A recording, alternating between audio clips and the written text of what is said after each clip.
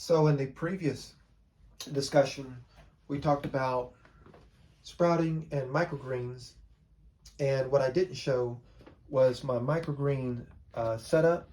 This is the first time that I'm going to, on purpose, do microgreens, and from all the other videos that I've watched, this is one of the best ways to do it. There are, more elaborate, more structured ways to do this, but in my opinion, this is going to be one of the more economical ways to do this. And so I've already drained the water, and these are red lentils, and they sprout faster than the green lentils that I was talking about in the previous video. And so it's only been 10 hours, and they're already showing sprouting signs. And so I've already put water in here, and I changed it out and I put in fresh water, and then I'm going to cover this, and then I'm going to put this into a dark place. So I'm covering it well, and then these are the lentils from the prior evening. And so what I'm going to do with that is I've already changed the water out.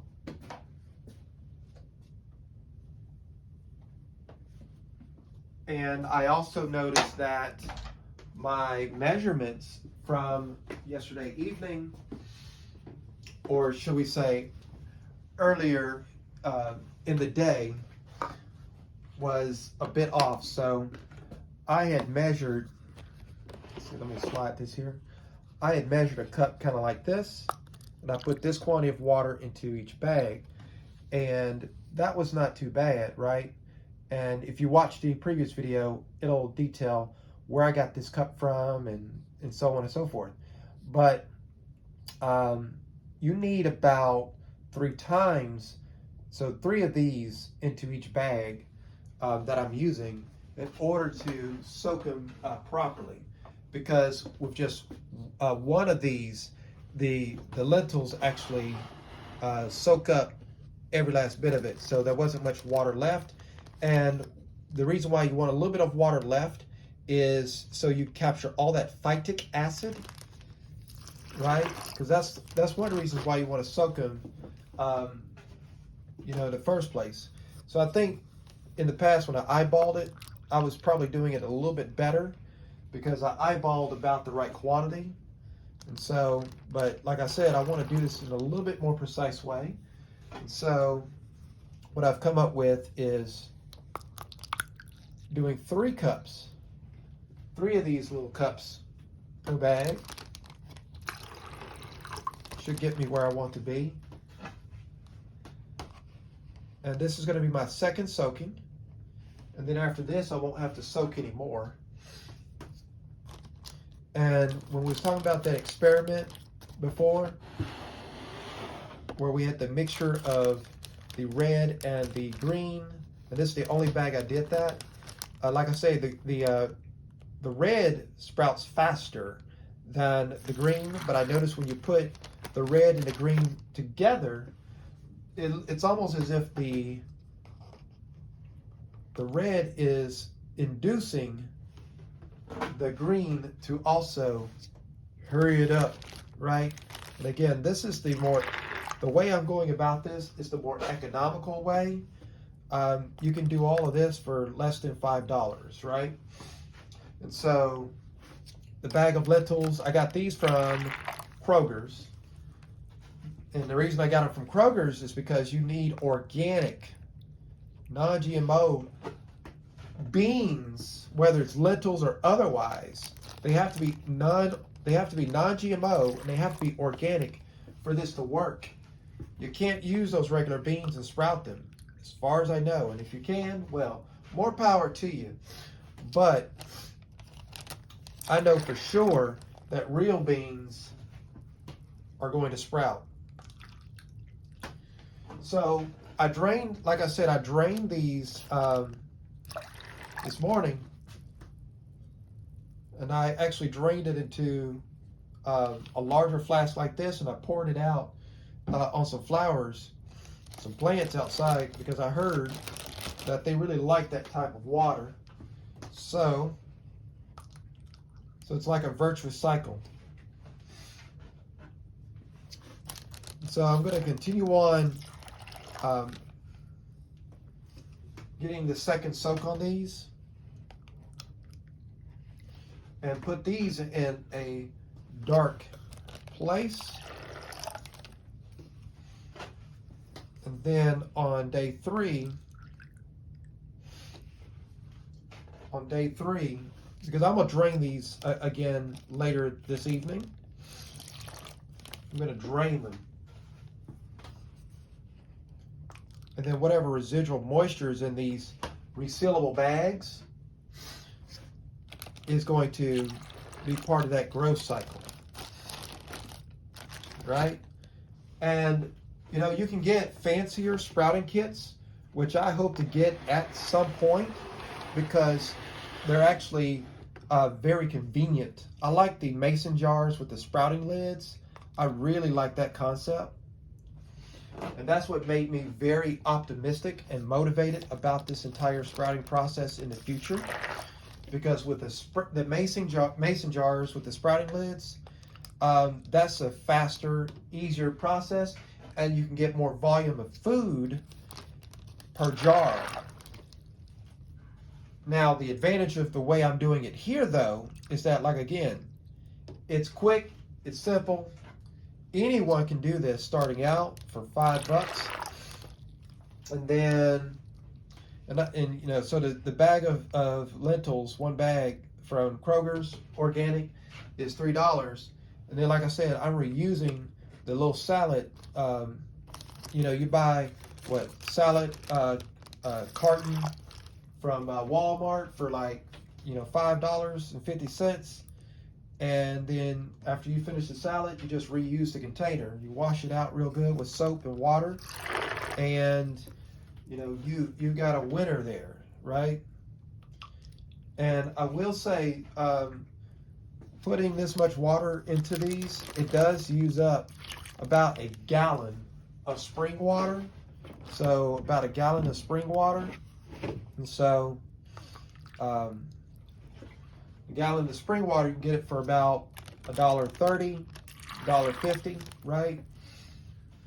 If you get the store-bought brand, or you can go with something a little more upscale, like let's say Ozarka or Deer Park. And I don't know if they have more minerals and, you know, or whatever in them, but I do know from using those in the past, right? Because you're going to pay 50 cents more for a gallon of those versus the store-bought brand. And so, don't know if they have a better mineral distribution, but I can tell you that the lentils and the beans and chickpeas, they respond extremely well to them. They respond extremely well to them. So I'm going to go ahead and use this last little bit of spring water. I think I missed a pouring here. Yep. There we go. So I got them all pretty well saturated. Yep, I see and this is the final. So I've just went through nearly a gallon of spring water.